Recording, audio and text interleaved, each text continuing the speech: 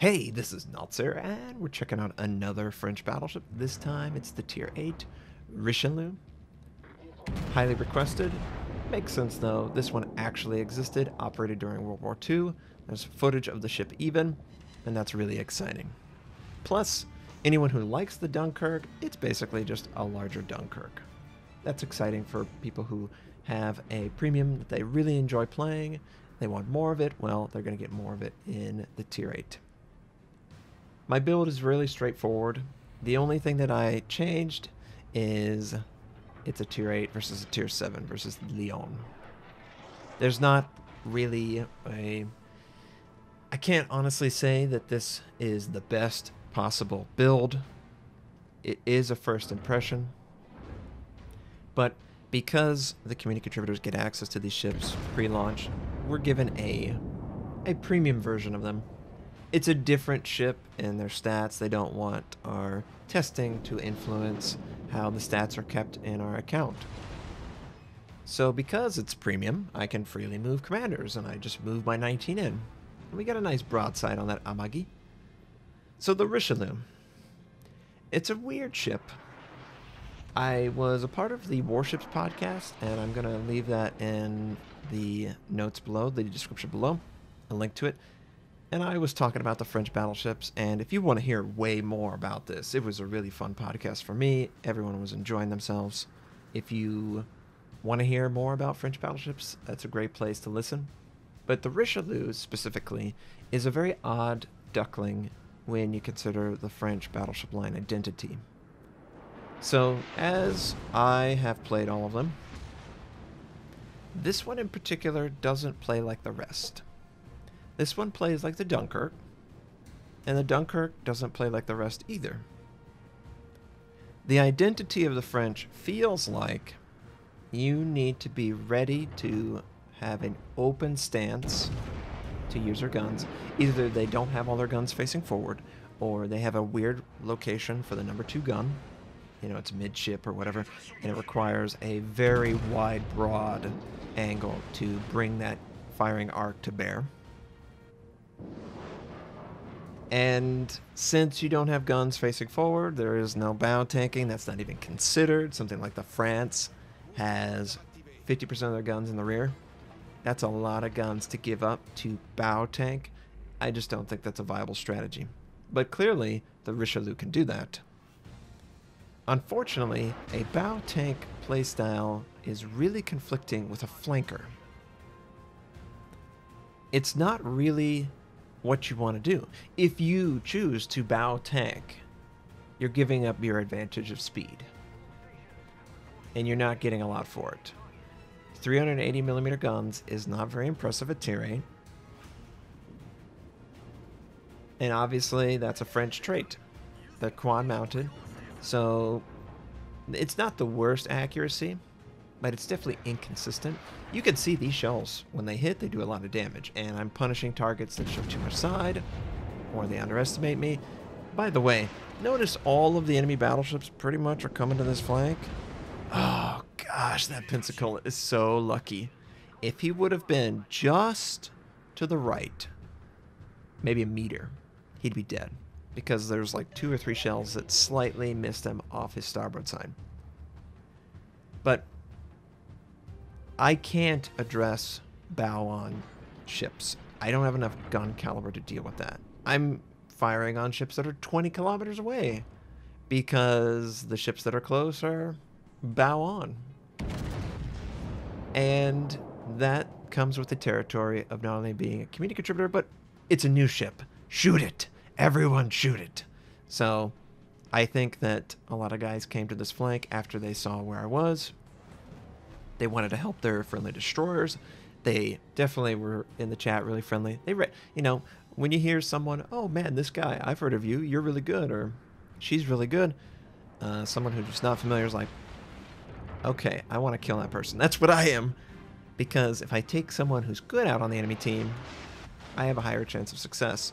So there's just a lot of targets that I'm not finding over here. I wanted to push forward. I wanted to stay about 12 to 15 kilometers away from my closest target, and I wanted to punish broadside. That was my goal going into the game. and it's de-evolved. So once I pulled back, I used my speed boost to recognize, oh yeah, this is really bad. And oh man, the Pan-Asian, he got me. He got me with 3 torpedoes. Really unfortunate. Great play by the Pan-Asian. Obviously, I'm operating sort of out there. I just wanted to be close enough to the destroyers that I could help him. And look how close this guy is. He's 6 kilometers off my bow. He uses his smoke, and I'm trying to rotate my guns. Now, I'm going to try and move into a bow tank position. That is the interesting thing about this ship, unlike other French battleships. It can go flanking, but then it can convert to a bow tank if it needs to. And you're not giving up a huge amount of your firepower. Whereas with most of the French, you're giving up a huge amount of your firepower.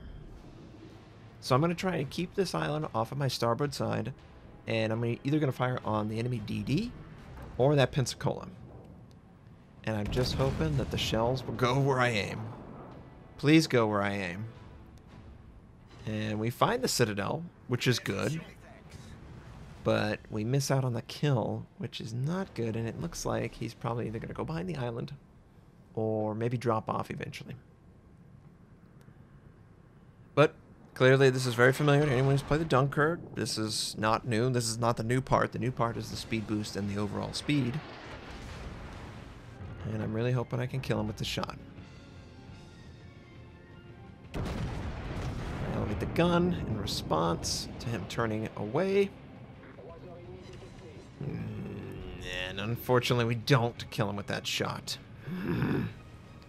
Enemies can't really exploit this. And my team is A, B, and C. So all the DDs are dead. And it looks like pretty much all the battleships are at B and C. Which is a response, I think, to not only the DDs at C point, but me operating in this area. And that's cool. But it's really difficult to use a low caliber against bow-on tanks.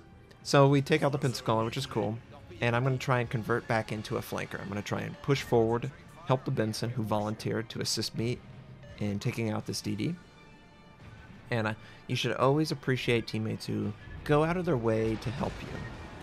It's easy to be cynical about random battles, but quite honestly, I think that all the anger, that maybe the frustration that someone would channel, because it's just going to be another game where a bunch of potatoes do whatever they want and loses the game, right? That sort of eats away at you, and it makes you just void of any real, potentially joyous moment that could come up from a teammate assisting you. And I've had so many friendly players, obviously because they recognize me, volunteer to assist, and I will try and do exactly that back to them. So just find someone who is in need of assistance in a game. Maybe if you decided to close up their weak point, they survive and your team wins the game. But as you can see, I'm just trying to open it up, trying to push forward with the Benson, trying to get to the flank of the Missouri, who has been bow on for most of the game, trying to avoid taking damage from me, and he's going to return fire. So I've got speed boost up. In the turn, I'm about 30 knots. I think it's very apparent that players are not quite used to the speed of these ships yet. Will they eventually get that? I think they will, and you probably can't do that. But I just want to comment on a lot of missed shots by the enemy. But this game was over. The enemy invested too much into C point, and it cost them. We were able to stall it out. Teammates were able to go get A point, then they recaptured B point, and eventually they were just worn out on this flank. So it worked out. You got to see a couple flanking shots. If I could get a lot of broadside shots, I think I could do a ton of damage. Wasn't given that opportunity, but you will also probably operate in a similar scenario where they close that flank. What do you do next? Richelieu can do a little bit of bow tanking. I wanted to get a little bit more damage, but there were some pretty nice salvos that did pretty good damage. I hope you have a wonderful day, and I'll catch you next time.